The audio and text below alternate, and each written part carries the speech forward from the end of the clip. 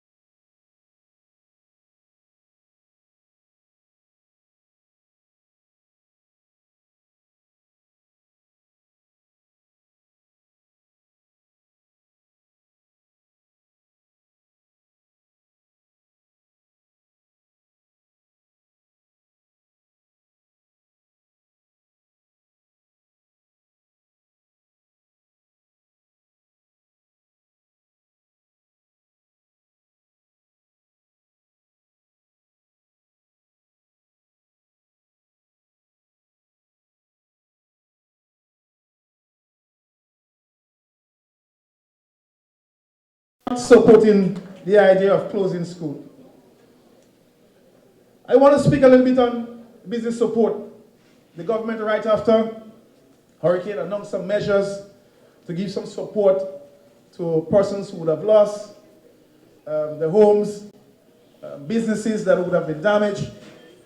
And they indicated that, look, we are going to remove VAT, we are going to remove duties, and so that whenever you go to the hardware store to purchase, you are not going to, your sales, your purchases are not going to attract any VAT or duties. Brothers and sisters, just as how the persons go to the store, just so the store owners tell them, we ain't know nothing about that. We ain't hear nothing from nobody, and we ain't know nothing about that. That has failed. It has not worked. The free barrel, well, I don't have to tell you. You are here in the diaspora and you know the challenges with the free barrel, as indicated. Every home is only allowed, or every person is only allowed 2 pieces of item, or 2 pieces of appliances. So if you have a house and you lost both of your televisions, and you have 2 fridges, you're only given concessions for 1 TV and only 1 fridge, or 2 fridge and no TV, or 2 TV and no fridge. So just imagine businesses who have several coolers and freezers, they are only entitled to only 2. That is what was said. I'm only repeating what they said. Does that make sense, brothers and sisters? No. We are asking the government to review this, to make it more easy for our people to be able to access those measures so that we can truly benefit from it. They also took an initiative to put $25 million in the Minister's Bank. You ever heard of the Minister's Bank? That's the GDP. That's the Minister's Bank. That's where all the ministers go to get their easement. Yeah? The Minister's Bank.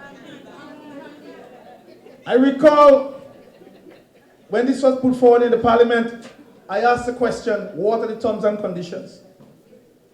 What are the terms and conditions? How our businesses are going to be able to access these monies so that they can start back? Well, I'm hearing it's a ton of paperwork. You have to bring land deed and all kind of stuff. We are saying it's a clear opportunity for you, the government, to take some of the $118 million that you receive 14 days after burial. 14 days, $118 million. I think it's 150 when you add up what was given to electricity and the other utilities, 150 or so million EC dollars. Yeah, that was given to the government of Grenada. They received the check 14 days after the passage of Hurricane Beryl. 14 days. I just want you to know. And they could have used that money for anything, especially to provide support for the people who were distressed. And yet, up to this day, not a single house is completed in Karakou or Pitimatnik.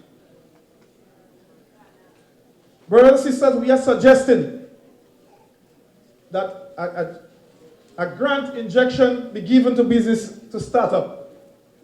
Just as how we had the CES program, where monies were given to businesses so that they can use to get themselves moving. No more than ever, brothers and sisters, businesses need a grant. They don't need a loan when they don't have anything to sell. They don't need a loan. They need a grant so that they can stock the shelves. You have the monies. They say that the economy is doing well. They don't have to go and borrow. Everything is going fine. They don't have to beg. Well, we are begging. I am begging for the people of Karakou and Pitimatnik. We need more support. Brothers and sisters, I'm keenly looking at my time. But I want to touch a little bit on infrastructure. And I have plenty more to say on Karakou, but because of time. I want to touch a little bit on infrastructure. This party, when in government, we have an impeccable record with infrastructure development, which no other government in the history of Grenada, Karakou, and Pitimatnik can match. And we stand by that strongly. And we have invested in infrastructure because we know that when you invest on the capital side of the budget, each and every single sector of the economy benefits. And that is why we invest in the country. And I could give you a long list of projects that was done or already in motion when we left government. The Molyneux Landslip Road still can't open up to this day. Cost overruns over $20 million. Yeah? Significant cost overruns due to negligence, brothers and sisters. A project that should have cost $10 million is way 20-something, almost $30 million. We have the Monkuma Road. I always tell this story that Doc called me in his office about 7 o'clock in the morning. And he said, Cox, we have this challenge with the Molyneux Road.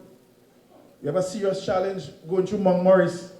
As a little boy, I know of a road called Monkuma Let's open up that road. Let's build a new road there. That is where the idea of Monkuma came from.